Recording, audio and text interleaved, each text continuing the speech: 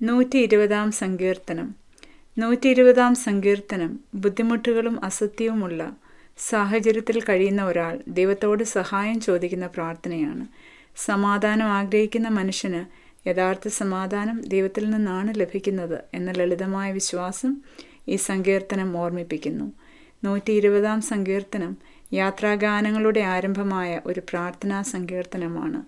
ദൈവം തൻ്റെ ജനത്തെ എല്ലായ്പ്പോഴും കാത്തു സൂക്ഷിക്കുന്നവനാണ് എന്നതാണ് ഇതിൻ്റെ പ്രധാന ആശയം. 120 സങ്കീർത്തനം. എൻ്റെ കഷ്ടതയിൽ ഞാൻ യഹോവയോട് നിലവിളിച്ചു, അവൻ എനിക്ക് ഉത്തരം അരുളുകയും ചെയ്തു. യഹോവേ, വ്യാജമുള്ള അധരങ്ങളെയും വഞ്ചനയുള്ള നാവിനെയും തടുത്ത് എൻ്റെ പ്രാണനെ രക്ഷിക്കണമേ. വഞ്ചനയുള്ള നാവേ, നിനക്ക് ഇനി എന്തു വരും? നിനക്ക് ഇനി എന്തു കിട്ടും? വീരൻ്റെ മൂർച്ചയുള്ള അസ്ത്രങ്ങളും പൂവത്തിൻ കനലും തന്നെ. ഞാൻ മേശയ്ക്കിൽ പ്രവാസം ചെയ്യുന്നതുകൊണ്ടും കേദാർ കൂടാരങ്ങളിൽ പാർക്കുന്നതുകൊണ്ടും എനിക്ക് അയ്യോ കഷ്ടം. സമാധാനദ്വേഷിയോടുകൂടി പാർക്കുന്നത് എനിക്ക് മതിമതിയായി. ഞാൻ സമാധാനപ്രിയനാകുന്നു. ഞാൻ സംസാരിക്കുമ്പോഴോ അവർ കലശൽ തുടങ്ങുന്നു. ദൈവമേ, സ്തുതി നിനക്ക് യോഗ്യമാകുന്നു. പാർക്കുമോൾ.